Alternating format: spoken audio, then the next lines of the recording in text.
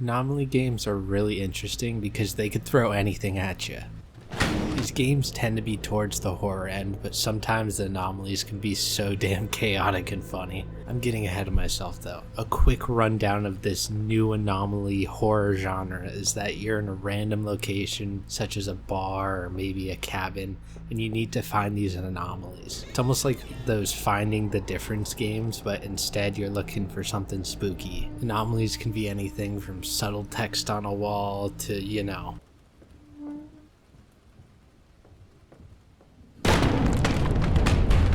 Your job in this scenario is to guess whether an anomaly is present, usually a certain number of times in a row. So in the game 10 Bells, you need to guess a shocker 10 times before you can beat the game. It's basically, if you see an anomaly, you go back the way you came. If there's not an anomaly, you go forward. Games have their own variations, but that's basically the gist. When anomaly games are at their best, they leave you expecting the unexpected, checking your corners, hopefully not too hard, and noticing something out of place, but give you enough subtle clues or very unsubtle clues to find an anomaly or move on to the next room. My favorite part is how creative some of these games can get. Like a chair following you and being subtly indicated by the slight or maybe not so slight sound of it dragging across the wood floor, or maybe just a giant face that tore open the ceiling. I want to highlight the two games that I played.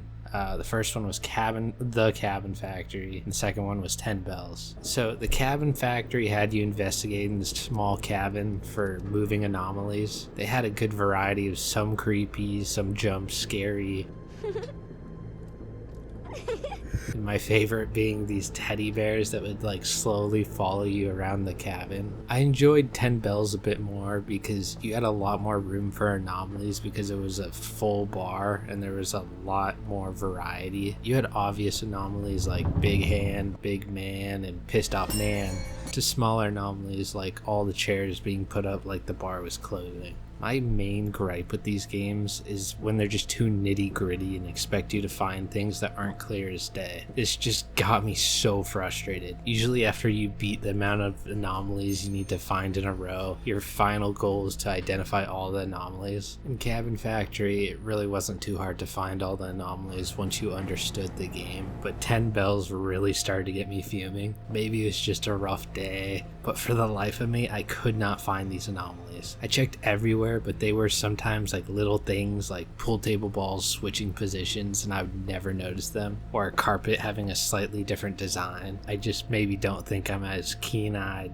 as I think I am, but this really frustrates me. It must be really hard to be a developer and find this middle ground to create some semi-noticeable anomalies that you see maybe the third time around instead of never seeing them at all. I feel like it's a very hard game to develop overall to make it satisfying for all players, but I really like this new game genre overall, or at least new to me. So I hope to see more of these games focus more towards the fun and stupid anomalies rather than, in my case, just straight frustration. So that was my breakdown of Anomaly games. I need to take care of my 37 hamsters, so please leave a like, and good night.